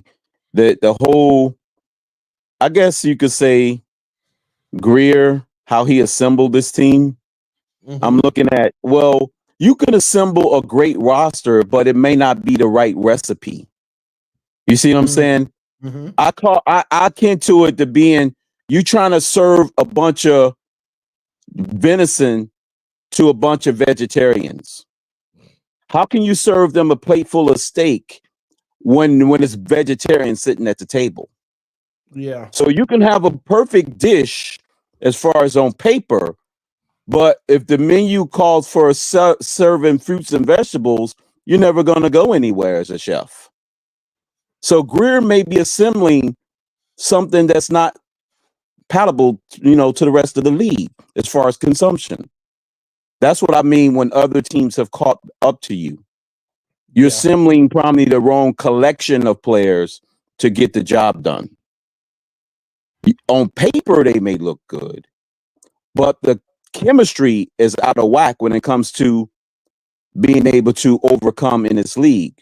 I mean, Color was talking about the mobility at the quarterback position and things like that, and being able to beat your man at the point of attack when it comes to the wide receivers on the boundaries, overcoming aggressive play on the perimeter, things like that.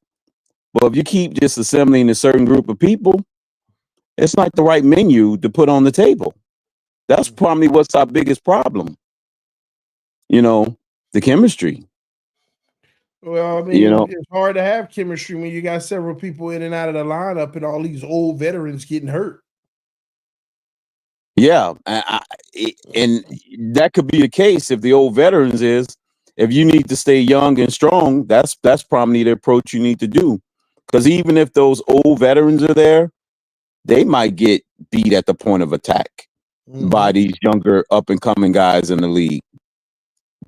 And that's how you find yourself losing to Tennessee's in prime time, or Jacksonville overcoming your strength on your roster and stuff like that. It's crazy. So I think Greer is his job is kind of like could be in jeopardy if things don't pan out, if things fall apart. If we stay ninth by mid-season and we're in this playoff standings look like this going into week 9, then we're really in some serious trouble. Well, one thing that we don't talk about, and I'll let you go soon. Yeah. Here's the reality. As much as we're sitting here like, well, we might could win this, and we could win that with Skyler or Huntley or when Tua return. Man, this thing could get a lot. It sure can get a lot worse too, y'all. Yeah, it could get worse than what it is. We could look up and drop the next 2 or 3. That's a reality too. So, this is a copycat league. So people are looking not necessarily at the Buffalo Bills tape. They're now looking at Jacksonville's tape because that's a different collection of players than the Bills. Yeah. So if these mid-tier teams starting to look and put on film against us what Jacksonville is doing, who's to say the Raiders or the Cardinals or the Patriots not going to copy it? With their scheme as far as doing what they do against us on the boundaries and inside and outside. It's crazy. It sounds depressing because you don't want those bottom feeders to catch up to you because we're busy trying to beat the elite team. What you mean catch up to us? They already ahead of us. Well, yeah, I mean, yeah, technically, right now, yeah. I'm just saying, from a scheme standpoint, yeah, that you can say that you can argue that they've already surpassed us in some aspects. Because remember, everybody was saying, TD, what was they saying? We got the best roster construction in the history of civilization. I like to always say that, They lost every bit of their mind, and time already told. Like, what are we doing? Exactly. We got all these players. We got the Chubbs of the world. We got the Ramseys of the world. We got the Heels of the world. We got the Waddles of the world. And we don't look at the secondary and the players that these other opposing opponents got. They run 4.2 speed just as well. Exactly. Nobody really studied the other teams. But Crypto, I'm gonna have to get to some more people. I got so many backstage. I know, man. I appreciate you letting me coming up, man. No, thanks for coming through, bro. We gotta turn it around, man. We can't be ninth seed, man. Go after next week, man. We gotta move up. We gotta improve on the standings, man. I agree. It could get worse though, bro. All right, y'all. I'm coming to everybody I can. We're gonna try to be quicker. What's up, David? What's good, man? Man, I think we just need to scratch this and move on from Tua, Mike, Chris, Tua, Tyreek, and restart this. What I've been saying from the jump, I came one line. I told you we need to restart this. We need to restart this. We need to restart. You did, and now look at us. It's time to go. The biggest play that Tua had was him getting out the pocket and getting a concussion, another concussion. That was his biggest play. Biggest play. He got to go. He's too soft mentally. Brian Flores was right 110%. He was right about Tua. He was right about Jordan Love. Well, I mean, at this point, we're stuck, bro. Man, I'm 19 years old. Man, I just want to see one Super Bowl. I want to see one, bro. Man, you still a baby. Talk about one. I want to see one. Man, I'm double your age and I need to see one. So you still got some time. You're gonna be all right. What do you think what we're gonna do? Because Stephen Ross got to do something. Mike McDaniel has to be on a hot seat. Bro, when y'all gonna realize the answer to that is nothing. Nothing. They just gonna keep moving forward. It is what it is. It's our reality, bro. Golly, bro. It's our At reality, least put man. Tua on IR, bro. Please let us just put him on IR. But we'll Please. see. We'll see how long that is. We'll see if they actually even do that. Time will tell, man. All right, man. So, good night, man. Have a good night, man. You do the same. Thanks for coming through, homie. You too. All right, David. That's what's up, man. Real quick, some of these super chats, we have a better chance of Tyler than Tua. To be honest, Tyler can be answered with way less money. Shaking my head. Man, it's week 2. Take a nap, caller. I think he talk about the playoff stuff. Let's see here. Lakers all day. Talk to me, homie. What's up, TD? How you doing, man? I'm good, brother. Trying to be at least. Hey, you know what, TD? Don't worry about the Dolphins because you know why we got the Miami Hurricanes, so we good. You know, we good. I hope. I mean, they balling, but I hope so. You know how that goes. I gotta wait till like week 8 of the season and make sure they still undefeated. Yeah, man. But you know, Quick question. What's up about the Hurricanes? Who's the toughest opponent on the schedule you see? Right. The next tough opponent. We got Virginia. I'm talking about one where you like, I don't know. Okay, so not a tough. We gonna beat them. It might be. Not well. Florida State, because you know it's always a rivalry, and they washed. I'm not saying Florida State. Maybe it might be dang. Not Carolina. What's that team? West Virginia. Not West Virginia. What's that team? Tech? Virginia Tech, probably because they got like 26 seniors, and they got a good quarterback. Yeah. Georgia Tech or Louisville? Yeah, Louisville. Yeah. Wait, do you? I know that the official rankings ain't out, but the typical rankings that come out early, where do they got Miami? At number 8 right now. We was at 10 anybody above us out of the conference? No, just us. Everybody else is, Alabama, Georgia. We like right there with the pack. We don't play none of the teams that's above us right now. Nope. And any other teams that we play that's in the top 25 right now? Nope, not really. No. It got to be one team in the top 25 on our schedule. Maybe. I gotta check and I gotta get back to you on that one, but I'll let you know next time. All right, cool. But hey, the last thing talk about the cornerback for Daryl Porter Jr. Yeah, he's a nice corner, TD. We might have to look at him, but he's nice though. He's a shutdown corner. Yeah, what's his draft projection? What round?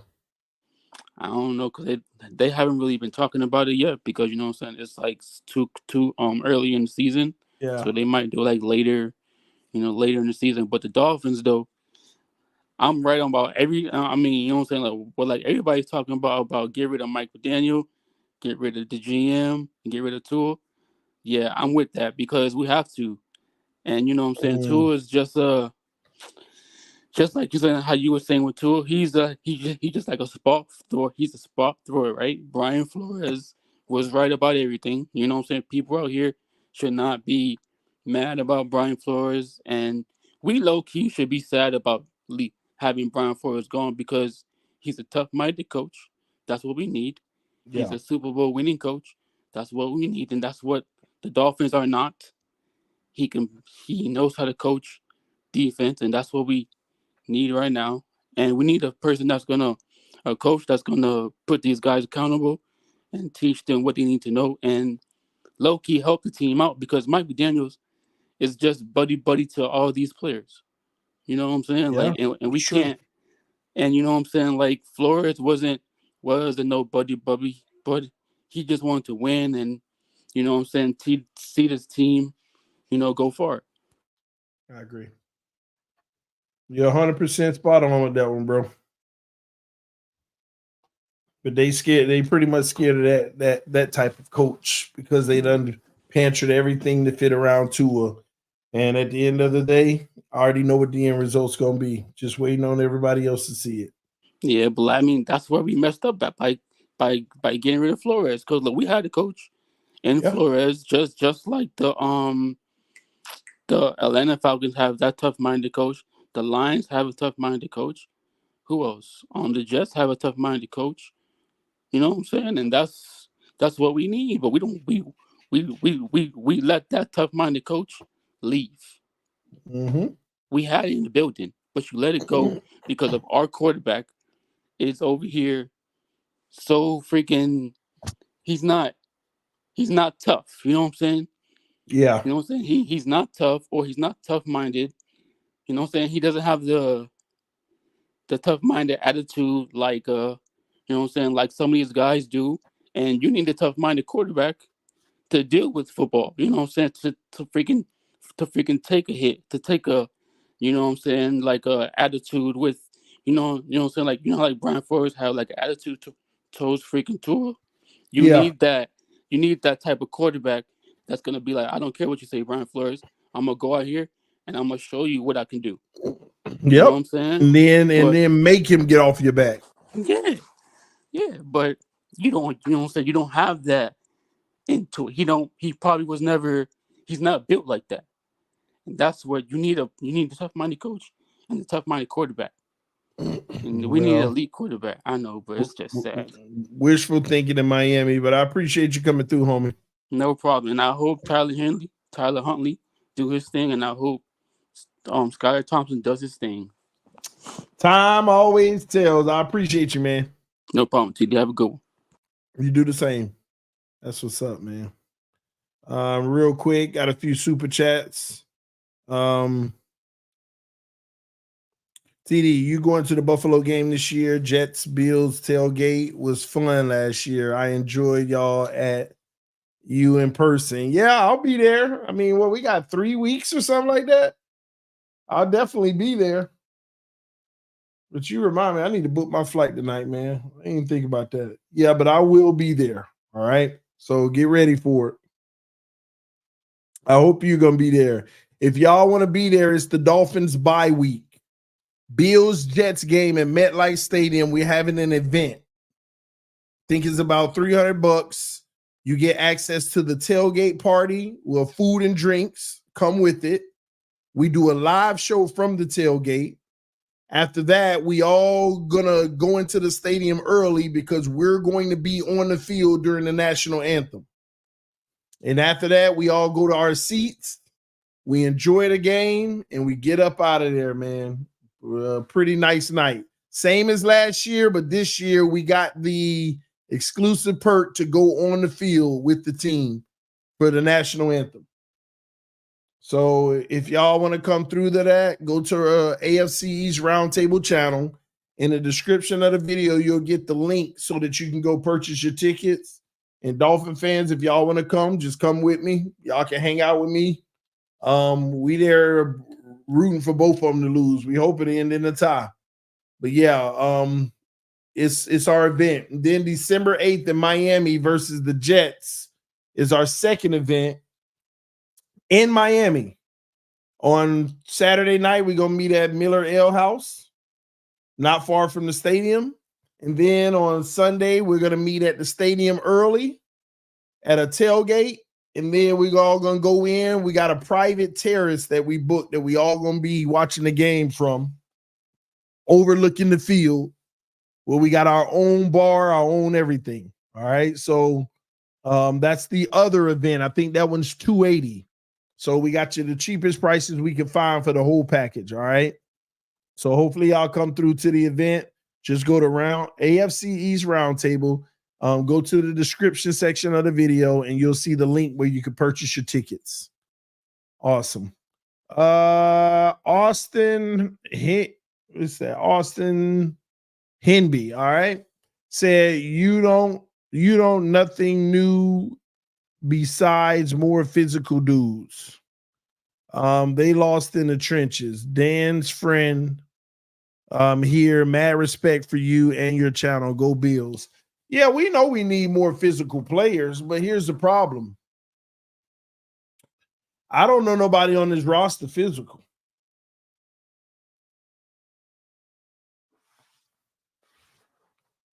I mean, you're always gonna have some physical guys, but I think y'all know what I mean. Like, When you got a handful of dogs, when you need 3 handful of them, that's part of the issue.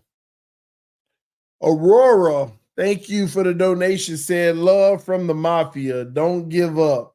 They just need a QB to pass the A-chain and Hill, and y'all will be all right. The team is stacked. Love from Bills Mafia.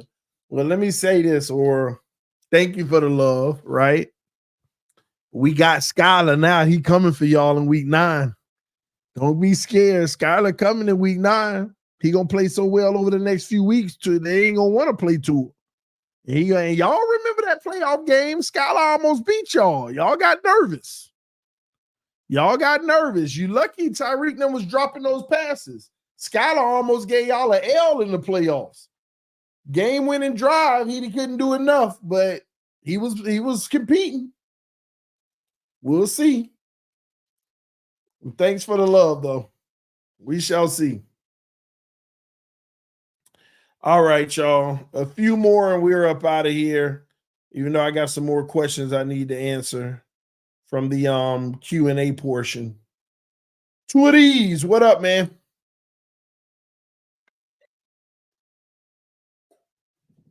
Two of these. I guess he's not there. Greg, talk to me, man. Oh, what's up, TD? I'm good. Talk to me. How you feeling? I'm feeling relieved after the game. I'm ready for Sunday, but I want to be, if we're gonna take our Dolphin colors off, we need to have a serious conversation. Chris Greer, has completely botched this rebuild. I've been watching a lot of videos over the past weekend. Chris Greer has ultimately failed this rebuild. We let guys like Christian Wilkins go. We let guys like Andrew Van Ginkel. We let guys like Robert Hunt go, and we went out and get washed up Poyer and Calais Campbell. We got much older. Meanwhile, the Chiefs and Buffalo, they got much younger, and we're just sitting here with these washed players. And now look at the team. I mean, we got lucky against Jacksonville. Let's call a spade a spade. If it wasn't for a Javon Holland, fumble, we would be 0-2 right now. And Jacksonville is not good. Jacksonville is not good, and I feel like, I'm hoping this season ends with a Super Bowl, but I can't see that. This team is regressed. Last year was the year, and they choked down the stretch. I think we're going to be looking at another rebuild coming up in a year or two. Is Chris Greer? I want him fired. I don't think he should be the general manager if we're going to go down a rebuild. And the problem is, if we somehow end up with a top 10 pick, and we have to, and Stephen Ross makes up his mind and says, tear it down. How are we getting out of this situation? You just paid Tyreek Hill. You just paid Jalen Ramsey. You're probably not going to be able to trade them. You just extended Mike McDaniel. I think we might be doomed the next few years. Might? Yeah. We might be finished. Yeah, I will say, man, the future does look bleak. And a part of the issue is we locked in a lot of bad contracts as of today. Yep. Ramsey starting to look washed. Yep. Tyreek can't get off the line of scrimmage of somebody in his face barely. I mean, you notice we weren't even throwing him the ball. That's how much they were taking away the first read. Yep. I mean, they put the clamps on him. And it's a lot of teams going to be trying to do that. And Tua, what is he going to do as a result? Well, we ain't got Tua right now. Let's stop saying Tua. Yeah. But we'll see, man. I'm just tired of it. Yeah, me too. Well, thanks so much, Greg. You got it. It's Skyler time, baby. QB1 Yes, going to lead us to the Super Bowl. He better. That would be epic. That's what we need in our life. Yeah. All right, take care. All right, you too, brother. Let's see here. 1 second. Austin said, also, thanks for taking our spy Poyer. Yeah, I know that bummer spy. I know what time it is. That's what he doing out there playing the way he been playing. Two of these. You back? Yeah, TD, I'm back, man. My bad, bro. You good. You hey, good. Talk to me. like I was gonna say, man. First of all, good evening to you and the family, bro. Thank you, brother. And I'm gonna keep it short, and I'm coming to you more so with an opinion, Mhm. TD, and my opinion is, man, like, I don't think it's, I don't even think it's fair to let the man back on the field, man. I don't think it's Mm. fair to defensive players. What are they going to be thinking, man, when it's time to tackle Tua? I don't think it's fair to offensive linemen that they can't concentrate what they need to do because of what Tua's susceptible to. And I also don't think it's fair to the NFL, man, and the viewers watching games, man. I mean, who wants to Bro, see somebody bro, who? Go ahead. bro, they not gonna baby him. Matter of fact, some people might even take a stand, so let's knock him out for good. We ain't got time to be Wow. pacifying around him. I mean, some I people mean, would actually take that stance, I believe. yeah. I mean, you got Buffalo Bills players on the side wishing he would slide and all that like that. You look at the Damar Hamlin. Damar Hamlin looked like he was trying to hold him up, keep from hitting him Lamar, hard. I he mean, didn't even do nothing. Tua ran into him. exactly, bro. Exactly. So it's probably already out there. Like, look, you don't want to hit this guy and cause him no serious injury. Nah, bro. Like I he think it's the total. I think it's the total opposite. We ain't got time to be playing around out here, pacifying around him, and letting him just be a quarterback that get a free ride and get to just throw the ball how you want. No, man. Let's end this. I'm telling you, some teams are like, man, we finna give him the business. So we gonna no for real because this too. They want to win games, and you get him I out the feel you. game, you throw off the whole team chemistry, and bam, another win. They're not Right. gonna be playing with Tua. Some people might even come out and give him them late pushes on the ground. Yeah. Yeah, bro. Yeah. Yeah. You're exactly right, TD. But I know you got people in the back, bro. I'm gonna let you go ahead and Oh, go you're ahead and good. get to You're your good. thing, man. Thank you, And brother. yeah, all right, TD. Thanks for having me, bro. Thanks for coming through, man. All right, Hey, LaSalle, talk to me, yeah. man. Yeah, I'm doing good. How was your win? How was your win on Thursday? It How was was your great, win? man. It's just what we do, bro. Yeah.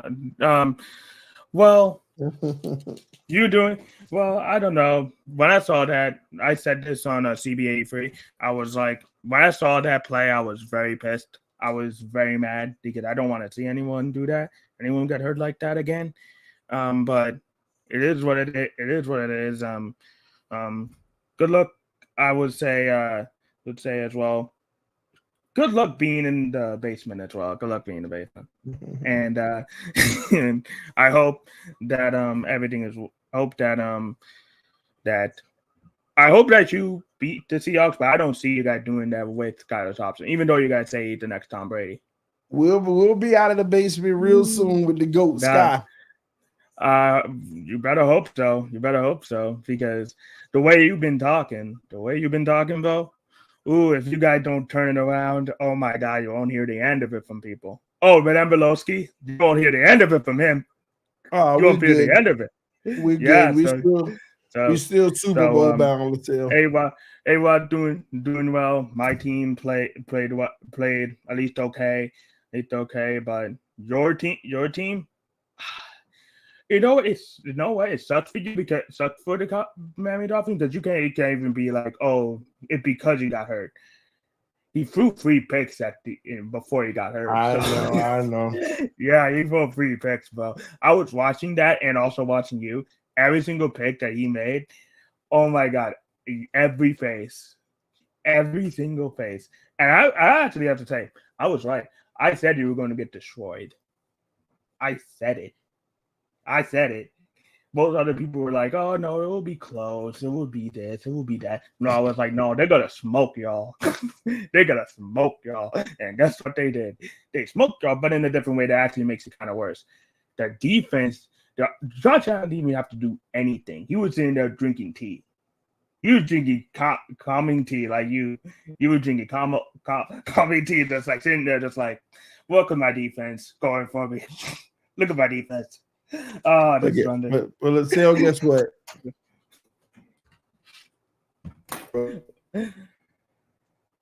Oh, what's up? Oh, is it me?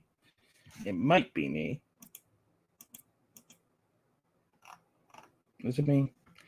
Let me check my Wi-Fi. Doesn't look like anything's wrong. Can you hear me? Hello?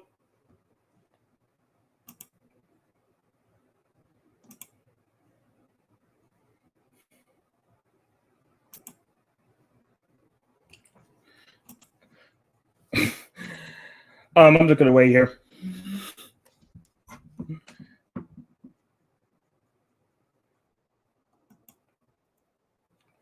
I'm just gonna wait here, bro.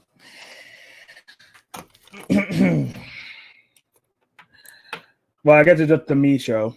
Dolphin fans, I think you need to look yourself in the mirror, like I always said, and just be like, hey, maybe we shouldn't be like the Cowboys fans and say that we're gonna go to the Super Bowl every year. I'm just saying. I'm not. I know that people are saying that Jet fans are saying that they were gonna go to the Super Bowl, but I don't think I ever said that we are going to the Super Bowl. I just want to win a playoff game. I just want to go to the playoffs, win there, and if we somehow win and become victorious, I'm gonna be happy as a good look. Oh, I think he.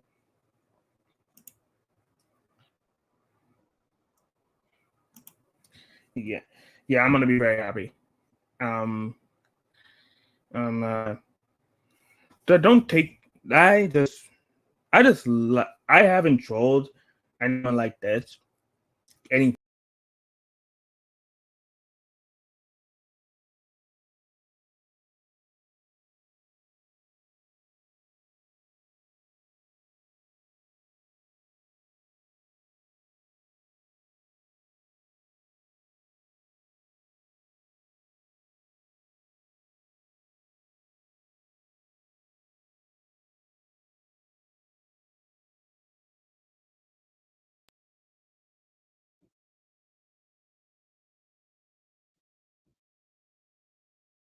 Oh, what's wrong with this thing? Oh. Testing 1, 2, 3. Can y'all hear me?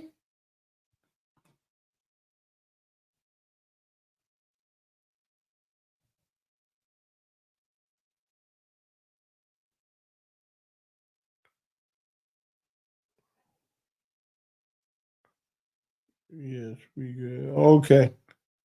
I don't know what happened. My system just started bugging out on me. Then I had to shut it down and come back in. Guess that's my call anyway, man. We're past midnight. I'm about to get up out of here, y'all. We'll be back at it tomorrow. Love y'all. Appreciate y'all. Remember, this stream was powered by BetUS. Receive a 150% sign up bonus on your first 3 deposits up to $2,000 using code YouTube150. Again, that is YouTube150. All right. If you're looking for a sports book, make sure that you check out BetUS. All right. Supporting our sponsors is supporting the channel.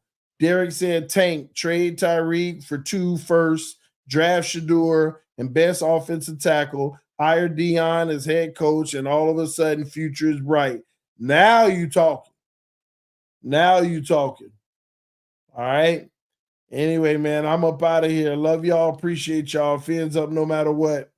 Peace. I'm out.